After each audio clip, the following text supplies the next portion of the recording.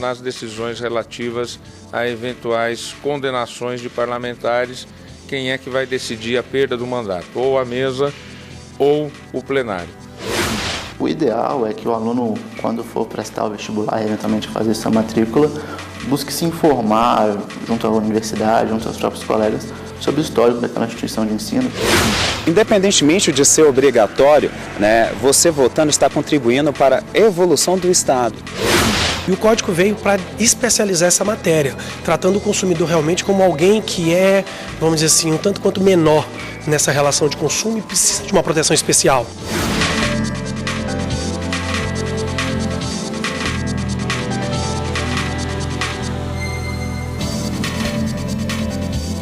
Olá, boa noite para você. Pedido de vista suspende julgamento de habeas corpus do ex-presidente Lula no Supremo Tribunal Federal. O julgamento acontece no plenário virtual da Corte. E a repórter Carla Lucena, ao vivo, tem uns detalhes para a gente. Vamos falar com ela. Boa noite, Carla. Olá, Érica. Boa noite para você, boa noite a todos. O pedido de vista foi do ministro Ricardo Lewandowski. Nesse habeas corpus, a defesa do ex-presidente questiona a decisão que mandou prender Lula. O julgamento começou na sexta-feira da semana passada e está sendo realizado no plenário virtual. Dessa forma, então, os ministros votam pelo computador, sem a necessidade de se reunir presencialmente. O relator desse habeas corpus é o ministro Edson Fachin. Ele foi, inclusive, o primeiro a votar e a negar o pedido. Segundo o ministro, não há ilegalidade na decisão. Inclusive, essa decisão seguiu o entendimento aqui do STF de que é possível a imediata execução da pena após a condenação em segunda instância. Além do ministro Edson Fachin, já votaram 7 ministros e até o momento o placar está em 7-1. 7 votaram para negar o pedido e o ministro Marco Aurélio foi o único a votar favorável ao pedido de Lula. Lembrando que o ex-presidente está preso desde abril. Ele foi condenado em segunda instância a 12 anos e 1 mês de prisão pelos crimes de corrupção passiva e lavagem de dinheiro. Lula cumpre a pena no Departamento da Polícia Federal em Curitiba. Érica. Obrigada, Carla, pelas informações. O primeiro dia do ministro Dias Toffoli como presidente do Supremo Tribunal Federal, a agenda iniciou com um encontro com o presidente da Câmara dos Deputados, Rodrigo Maia. Foi uma visita de cortesia para afinar alguns pontos que envolvem as duas instituições. Nesta linha do diálogo institucional que estamos tendo já há algum tempo com a Câmara e com o Senado, e o presidente Rodrigo Maia veio trazer uma pauta de alguns temas que ele entende são relevantes para que o Supremo Tribunal Federal analise, para que nós possamos, então, colocar esses temas para a discussão no plenário e entre os colegas. O presidente da Câmara dos Deputados se mostrou preocupado com algumas questões que já estão em discussão no Supremo Tribunal Federal, principalmente as que envolvem as eleições, como o financiamento de campanha para mulheres. Outra preocupação é quanto à necessidade de uniformizar o entendimento quanto à cassação de parlamentares. A questão do aborto, que tramita na casa e é da relatoria da ministra Rosa Weber, também foi discutida no encontro. Pedi ao presidente Toffoli que avalie com atenção essa discussão da questão do aborto. Nós entendemos que nós estamos num processo eleitoral, que haverá um novo parlamento e que lá que é o caminho correto para a discussão desse tema. O presidente, ministro Dias Toffoli, diz que vai levar o financiamento de campanha para mulheres e a uniformização de decisão quanto à cassação de parlamentares ao plenário. Em relação aos temas de uniformização de decisões entre as turmas, como neste caso da cassação de mandato, é importante que o Supremo também defina isso no seu plenário, de tal forma a que se dê tranquilidade à Câmara dos Deputados nas decisões relativas a eventuais condenações de parlamentares. Quem é que vai decidir a perda do mandato? Ou a mesa ou o plenário. O ministro Edson Fachin, do Supremo Tribunal Federal, acolheu o pedido feito pela Associação Brasileira de Shopping Centers e declarou a inconstitucionalidade da lei de Balneário Camboriú, em Santa Catarina, que permitia a cobrança fracionada nos estacionamentos particulares da cidade. No recurso, a associação questionava a decisão da Justiça Local, que havia entendido o caso de forma diferente de outros julgamentos semelhantes no Supremo. O ministro Fachin, em respeito ao princípio da colegialidade, acolheu o recurso e declarou a invalidade da lei. Passar no vestibular, se matricular, adaptar a vida de acordo com o horário do curso escolhido. Até aí tudo bem, né? Certo? Não, errado. Tem gente que fez tudo direitinho, se matriculou, pagou mensalidade, na hora de estudar, lá veio a frustração. Em Minas Gerais, um caso de mudança de horário foi parar na justiça. Nayá escolheu com todo cuidado a faculdade onde iria começar o curso de jornalismo, passou no vestibular, fez a matrícula, pagou a mensalidade, tinha até a grade horária definida. Estava tudo certo para iniciar o nível superior, mas quando faltava pouquíssimo tempo para começar as aulas, veio a notícia inesperada. Eles falaram que não teria como, que não fechou turma e não tinha como abrir com poucas pessoas. Aí eles me indicaram para que eu fosse fazer publicidade na mesma faculdade, ou que eles iam devolver meu dinheiro e tudo mais, cancelar o contrato, para poder procurar outra faculdade.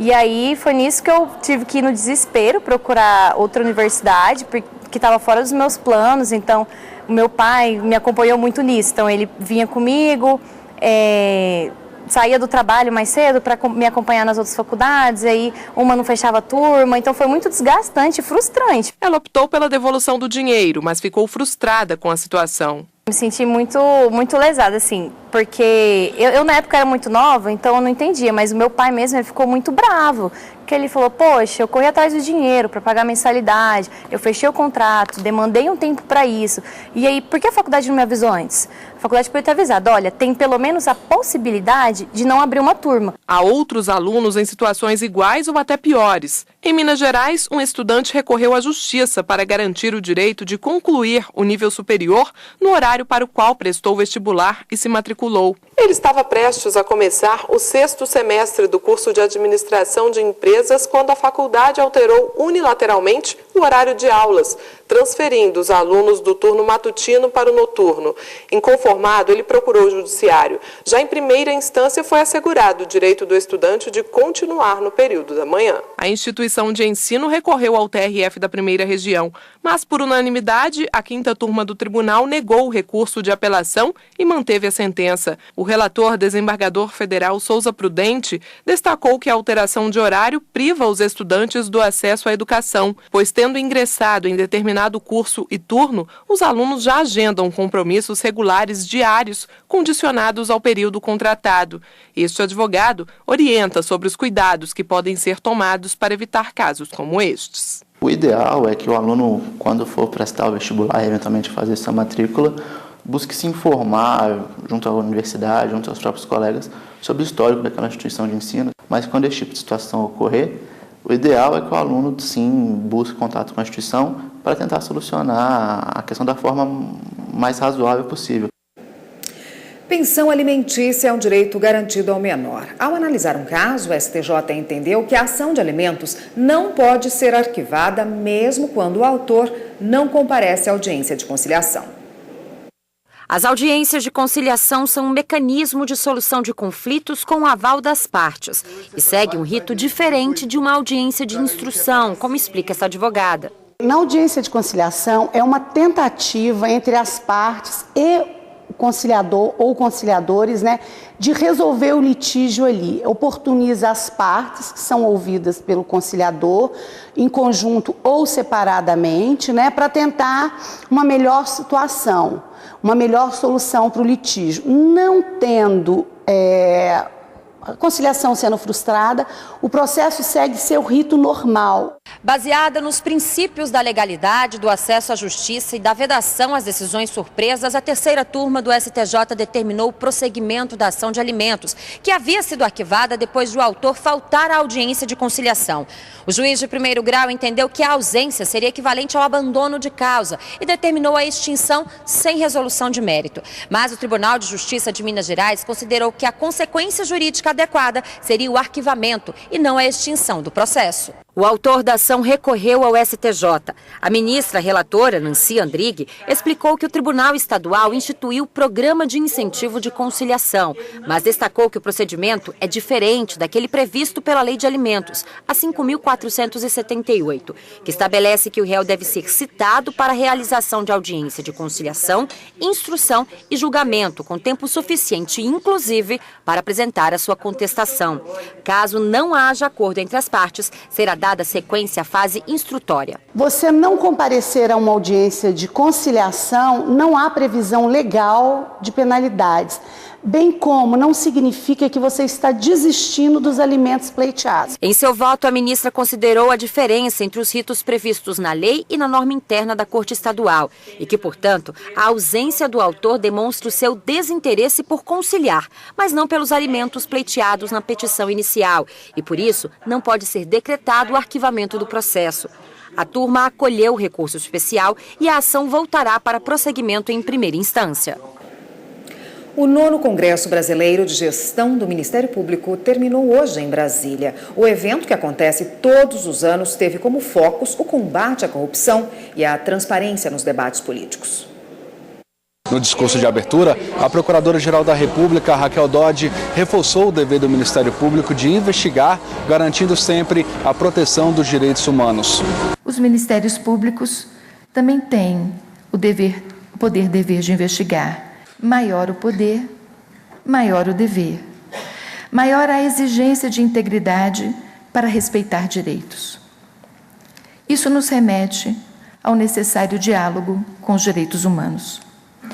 O uso comum da expressão direitos humanos reconhece direitos inerentes aos seres humanos e que cada pessoa humana é titular desses direitos. E você vai ver daqui a pouco, eleições 2018. Independentemente de ser obrigatório, você votando está contribuindo para a evolução do Estado.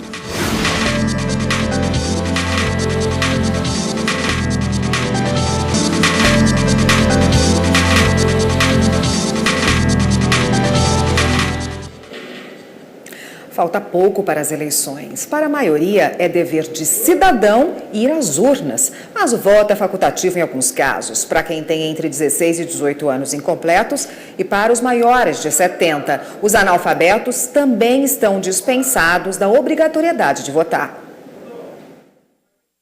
No dia 7 de outubro, o compromisso de Dona Bena já está marcado. Mesmo não sendo obrigada, ela faz questão de votar. Eu e o meu marido, nós nunca deixou de votar. A gente acha importante, né? Que a gente quer ajudar a escolher a pessoa que vai melhorar o nosso país. Aos 85 anos e já tataravó, não para um minuto. Trabalho o dia inteiro, graças a Deus.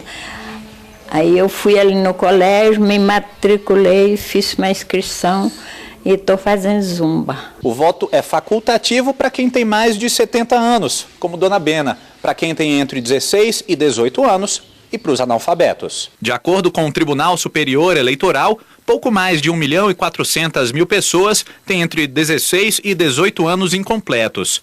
Pouco mais de 12 milhões estão com mais de 70 anos. E 6,5 milhões se declararam analfabetos para a Justiça Eleitoral. Independentemente de ser obrigatório, você votando está contribuindo para a evolução do Estado, está contribuindo socialmente e exercendo um dos atos da vida civil e também um ato político no qual os nossos antepassados, digamos assim, lutaram tanto. O professor de Direito Constitucional lembra ainda outra situação em que o voto pode não ser obrigatório. Para os índios. É preciso dividi-los em 3 categorias. Nós vamos ter os indígenas isolados ou não socializados, aqueles que estão em fase de integração. Entende o Tribunal Superior Eleitoral com a aplicação da legislação especial.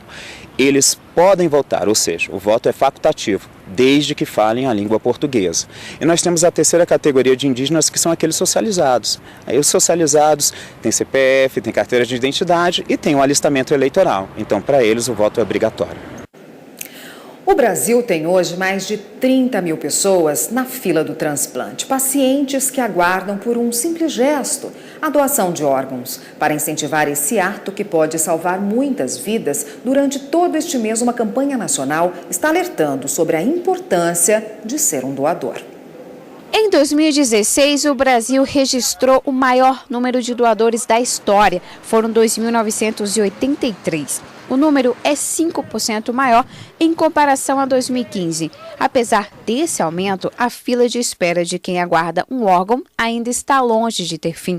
São 33 mil pessoas. É o caso do filho de Antônia, que há 3 anos está na luta por um transplante de córnea. Meu filho é novo, meu filho tem 28 anos.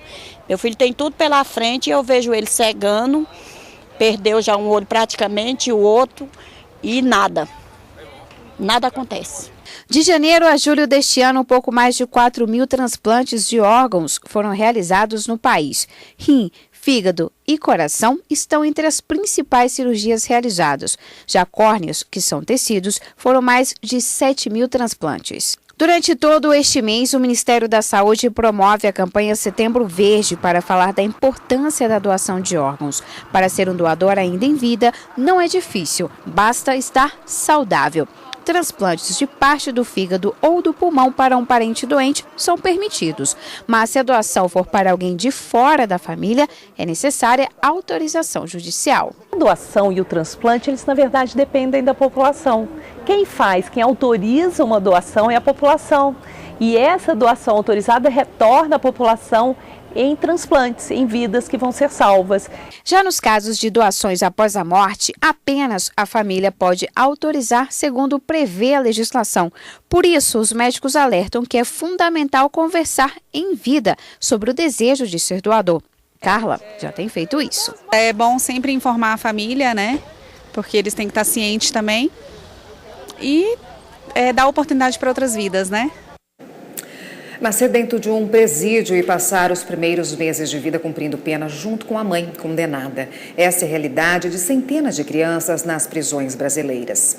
Na tentativa de reverter esse quadro e proteger o direito de filhos e mães presos, o Conselho Nacional de Justiça faz vistorias periódicas nas penitenciárias femininas do país. Você vai ver agora a 4ª reportagem especial sobre a situação em que se encontram essas detentas que deram à luz dentro das prisões.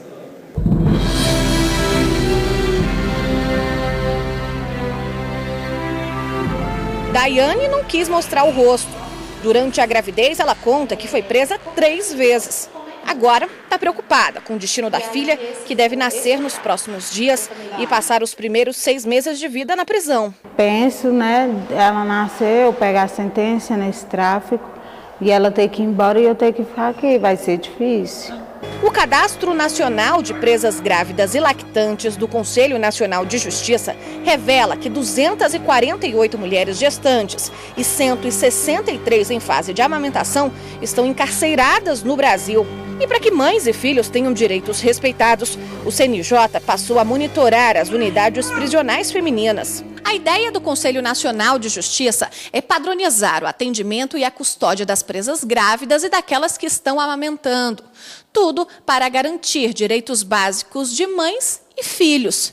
Isso vale desde a descoberta da gravidez até o momento em que a criança precisa ser entregue à família, fora dos presídios. Ela é um ser que gera outros seres, né? E, portanto, precisa de uma suplementação nutricional, precisa de pré-natal, tudo aquilo que está previsto em lei para o melhor interesse da criança. As visitas do CNJ aos estabelecimentos prisionais foi para verificar as principais falhas na custódia dessas presas. Em alguns casos, crianças foram encontradas dentro das celas com as mães. A avaliação serviu para identificar que são necessárias medidas imediatas para resolver as irregularidades encontradas, como, por exemplo, fazer o registro civil dos bebês. Todas as unidades prisionais foram orientadas a retirar grávidas e lactantes das celas. Ângela hoje cumpre pena em um berçário. Pode amamentar e cuidar da filha em tempo integral. Só aos 6 meses é que a pequena vai voltar para casa e finalmente conhecer a liberdade. Queria ir com ela, mas não sei se vai ser possível. Eu queria uma chance de mudar a minha vida, de fazer diferente, entendeu? Porque me arrependi.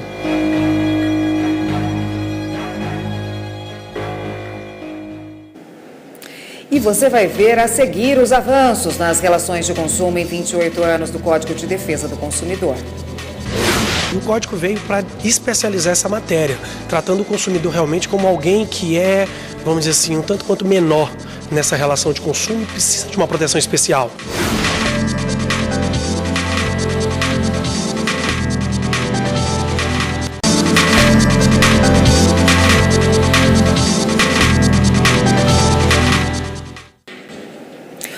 Código de Defesa do Consumidor completou 28 anos e o Jornal da Justiça produziu uma reportagem especial para mostrar que desde a criação do CDC, a relação entre quem vende e quem compra mudou. Veja na reportagem de Carla Lucena. Você já parou para pensar que quase tudo à sua volta implica em uma relação de consumo? Na aquisição da casa nova ou no aluguel, nos serviços de celular, internet, a compra do mês no supermercado, na hora de viajar e até mesmo no momento da diversão, cinema, teatro ou show. E por estar assim tão ligado ao nosso dia a dia, que o Código de Defesa do Consumidor é uma lei considerada por muitos revolucionária. O CDC representou no Brasil na década de 90 uma mudança de paradigmas. Nós tínhamos uma legislação muito vaga que se refere à proteção do consumidor. E o Código veio para especializar essa matéria, tratando o consumidor realmente como alguém que é, vamos dizer assim, um tanto quanto menor nessa relação de consumo e precisa de uma proteção especial. Com quase 3 décadas em vigor, nas ruas, não é difícil encontrar pessoas que, mesmo não conhecendo a fundo todos os 119 artigos do Código, sabem bem como usar a lei para defender seus direitos. Eu mesmo já passei por diversos problemas na hora de compra via internet, que eu falei que eu ia atrás dos meus direitos através desse código que eu sei que existe, se eles não resolvessem o problema. Muitas das vezes a gente nem compra o produto por impulso, não gosta. Quando chega em casa você não sabe o que fazer, mas é lei dentro do Código do Consumidor, então eu acho que o código é de suma importância para nós brasileiros. O que o fornecedor pode ou não pode fazer, prazos, práticas ilegais e abusivas, responsabilidades. Tudo está descrito no Código, que é presença obrigatória determinada em lei em todos os estabelecimentos comerciais e de prestação de serviços do país desde 2010. Pode até parecer um gesto pequeno ter o Código de Defesa do Consumidor assim tão próximo da gente que vem comprar em alguma loja. Mas em 28 anos foram muitas as conquistas para os consumidores. As informações hoje estão mais claras. Melhorou a qualidade das embalagens e os próprios lojistas estão mais atentos. E sabe por que avançamos? O comportamento do consumidor mudou. Além de ir em busca dos direitos, nos últimos anos, os consumidores também passaram a correr atrás de meios para reclamar de produtos defeituosos ou má prestação de serviços. Tanto é assim que apenas em 2016 foram registradas mais de 2.700.000 reclamações de consumo na plataforma oficial consumidor.gov. A página, ligada ao Ministério da Justiça, ainda integra o banco de dados do PROCON e registra as reclamações do órgão em todo o país. O Reclame Aqui, ferramenta também muito usada por consumidores, recebe por dia 700.000 visitas. Além de tentar resolver pendências, boa parte desses consumidores, 65%, entra para pesquisar sobre as empresas. Para o futuro, fica o desafio de como o Código vai incorporar as novas tendências e demandas dos consumidores. Os grandes desafios do Código hoje são as questões da tecnologia, das inovações tecnológicas, as questões do consumidor superendividado, tá? Mas de um modo geral, os princípios previstos no Código, eles conseguem abranger qualquer dessas decisões. No Brasil, existem hoje mais de 100 milhões de processos em tramitação para 206 milhões de brasileiros. Isso significa que para cada 2 pessoas existe um processo. Mas o Poder Judiciário sabe da importância de reduzir esses números. Uma alternativa seria debater sobre o princípio da fraternidade no aprimoramento do judiciário do país. Para discutir o assunto, 2 congressos já estão com as inscrições abertas. Trata-se do 4º Congresso Nacional de Direito e Fraternidade e o 1º Congresso do Instituto Brasileiro de Educação em Direitos e Fraternidade. Os encontros vão reunir professores, magistrados, membros do Ministério Público, defensores públicos, advogados, estudantes e cidadãos em geral. Serão vários painéis de discussão para apresentar experiências e propostas concretas para diminuir a judicialização de conflitos e avançar na prestação jurisdicional. A gente está precisando de auxílio de outras áreas, então a gente tem toda uma equipe técnica, psicólogos, sociólogos, historiadores, tudo isso trabalhando em conjunto para que a gente consiga talvez construir, né, uma sociedade que consiga resolver um pouquinho mais os seus problemas, né? A judicialização exagerada das demandas, dos conflitos, tem levado a um percentual de um número de 109 milhões de processos hoje em tramitação no Brasil, para 206 milhões de brasileiros. Isso significa que para cada 2 brasileiros temos um processo, né? E isso faz com que a gente reflita efetivamente sobre a necessidade da desjudicialização e sobre a necessidade de se encontrar métodos consensuais para soluções de conflito. Os congressos vão debater também a importância do ensino do direito nas escolas, para a formação de uma sociedade mais consciente. Não pode ser normal num país como o Brasil a educação jurídica básica ser tão longe da população como é atualmente. O que eu quero dizer com isso? As regras que norteiam a vida da pessoa, ela precisa ser passada na base da população, ou seja, na escola pública. Por quê? Porque a família, o trabalho, a previdência, o consumo, o transporte, os contratos fazem parte da vida de qualquer cidadão brasileiro. O 4º Congresso Nacional de Direito e Fraternidade e o 1º Congresso do Instituto Brasileiro de Educação em Direitos e Fraternidade vão acontecer de 7 a 9 de novembro no Superior Tribunal de Justiça. Hora de dar um giro na rede e conferir as últimas notícias.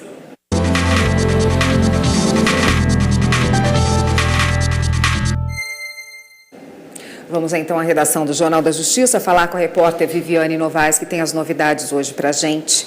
Boa noite, Viviane. Boa noite, Érica. Boa noite a todos. O ministro Gilmar Mendes, do STF, substituiu a prisão preventiva de 2 pastores evangélicos por medidas cautelares. Eles foram presos em maio deste ano por suspeita de estelionato, associação criminosa e lavagem de dinheiro. Segundo a denúncia, os pastores usaram a igreja para aliciar fiéis e receber vantagem financeira entre 2013 e 2014. Os 2 estão proibidos de manter contato com os outros investigados e de deixar o país. A Justiça Federal em Sergipe condenou 4 pessoas por fraude em benefícios do INSS. De acordo com o Ministério Público Federal, as irregularidades foram encontradas no amparo social ao idoso e no seguro-defeso, que é um benefício concedido a pescadores artesanais. A fraude causou lá em Sergipe um prejuízo de mais de R$30 mil à Previdência. E a Polícia Federal divulgou hoje o resultado da Operação Macambira 3 na Bahia sobre tráfico de drogas. 25 mil pés de maconha foram erradicados em Curaçá, Campo Formoso, Xique-Xique e João Dourado desde o início deste mês. Segundo os peritos criminais, esta quantidade de droga produziria 8 toneladas de maconha pronta para o consumo. E o giro fica por aqui. Todas as notícias do Jornal da Justiça estão lá no YouTube. É só você digitar TV Justiça Oficial. Bom fim de semana a todos. Voltamos agora ao estúdio. Obrigada, Viviane. E o Jornal da Justiça, segunda edição de hoje, fica por aqui. Uma boa noite para você, ótimo fim de semana. Até segunda.